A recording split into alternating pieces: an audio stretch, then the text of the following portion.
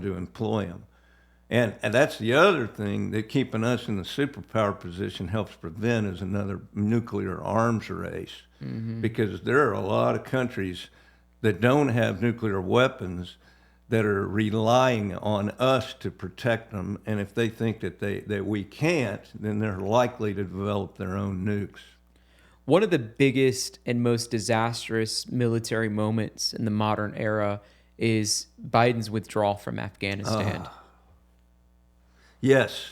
You spent I spent 5 years in Afghanistan. You spent 5 years in Afghanistan. You know maybe better than anyone on the planet the best way that we could have withdrawn, the best way that should have happened. Walk me through, from your perspective. Well, actually, my last job in Afghanistan, I was the operations officer for the NATO headquarters.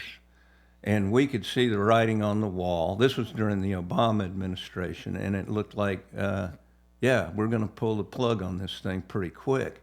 So we better set the conditions to successfully withdraw without handing everything back over to the Taliban. I mean, of course we wrote that plan, and we wrote it in extreme detail. We thought through every different permutation of how things could go. We consulted our NATO allies and the non-NATO countries that were helping us in Afghanistan. We took it to the president of Afghanistan, President Ghani, and his Minister of Defense and Minister of Interior, and got their feedback on it. We took it to NATO headquarters in Brussels and briefed it there. And then we brought it back home, briefed it to the Pentagon and everybody else, and it was the plan. And then they threw the plan in the shredder and did something completely different. I don't know what they did. They just left everything and skipped town? Well, I mean, so I'll just, some of the fundamental pieces of the plan. First, we had a DEI problem in Afghanistan because we built their military to be diversified. So as an example, if you were a Pashto from one of the southern provinces and you joined the military, you got sent to a non-Pashto province. You'd go up north or out west or somewhere.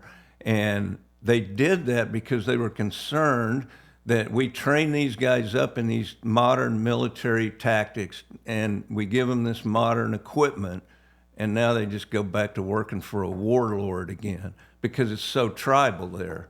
So basically it was break up the tribes and diversify all these units, get them mixed up with all different people from different places, which sounded great until you look at the operating environment and you realize these people are completely tribal. Everything is about your family, your tribe, and your clan, which is a grouping of tribes that are all, basically same sort of, they're the same, from the same place, speak the same language, all that stuff. Well, the problem was when the Taliban threatened someplace, and let's say here I am, Private Fuller in the Afghan Army, I'm a Pashto, and I got sent to one of the northern provinces. I'm up in Mazar-e Sharif now because they don't want me back down in my home footprint. Well, as soon as the Taliban attack my village, my dad, my brother, all my uncles, everyone are going to call me and tell me you have to come home and defend the tribe, the family, the village. And it's an honor system. I mean, it is mandatory. They have to go. And so they go AWOL and they go home to fight at home, leaving their unit that they just left shorthanded. So the first step in the whole thing was put everybody back in their tribal footprint. Yeah. So they're strong against the Taliban, and they didn't even start that. Second one was we were going to keep Bagram airfield till the very last because Bagram was way out on the Shimali Plain, out in the open, never been attacked, at least successfully. almost out of range of rockets or mortars or anything like that. They had to fire 107 millimeter rockets to get them all the way into the airfield. 2 10,000-foot runways, enough barrack space to hold 60,000 people, a world-class hospital, dining facilities to feed that many people 3 meals a day, enough fuel and ammunition to last us for a decade. And all we had to do was bring anyone that we were evacuating to Bagram, and they could stay there as long as needed until we could fly airplanes in. We could have flown 757s in there and picked people up and taken them out. And that was the plan. We were going to use helicopters to go out to marshaling areas and bring everybody to that airfield. And that airfield is the first thing we closed. And we did it in the middle of the night without even telling our allies that we were going to do it. So it's almost, if you tried to intentionally screw it up, it would be hard to intentionally do it as badly as they did. And I think it was some of it intentional. That's what I was going to ask. What would be the motive for some of the strategy of why they did what they did? It made absolutely no sense. To reduce ourselves down to a footprint where the only airfield available for evacuation was the Kabul International Airport. Right. Complete lunacy. Yeah. Because that airport is sitting in a bowl surrounded by mountains, and you can't take off a fully loaded aircraft from that runway. And so you've just automatically limited your capacity for either people coming in or going out because of that. And of course, runways, taxiways, parking space, all that get really busy. And it wasn't easily defendable. It's sitting right in a giant urban area, so you're surrounded by people, unlike Bagram.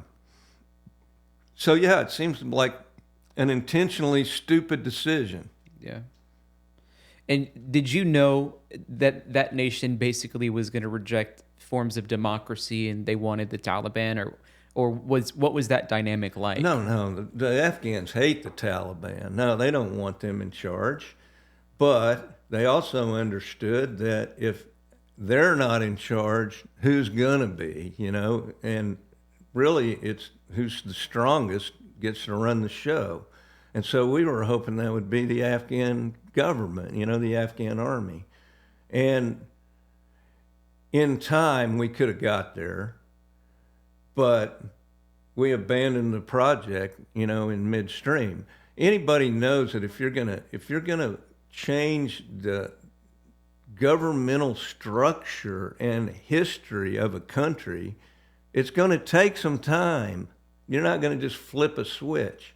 So to teach them about democracy, I mean, they were starting to understand, and certainly their military was really good. We had some super high-end Afghan units, and the commandos and the Tejas counter-terrorist force that our special ops forces trained, they were incredible. But one of the things that happened is they captured a bunch of those commandos down around Kandahar and executed them in the street. Mm. And so all of the regular Army guys go, if that could happen to commandos, we don't have a chance, because everyone in the Afghan Army knew the commandos were the gold standard of their force. And for them to get slaughtered like that really demoralized the rest of them. But the other thing that happened is the Taliban aren't stupid. They knew who all the provincial and district governors were, and they knew which ones they could influence. And so before the withdrawal was even complete, they were already paying governors to leave the country. Mm. And they just bought them off. Yeah. And then they took over. They walked in and took over that province without firing a shot. Do you miss anything about Afghanistan? Well, I really love the food.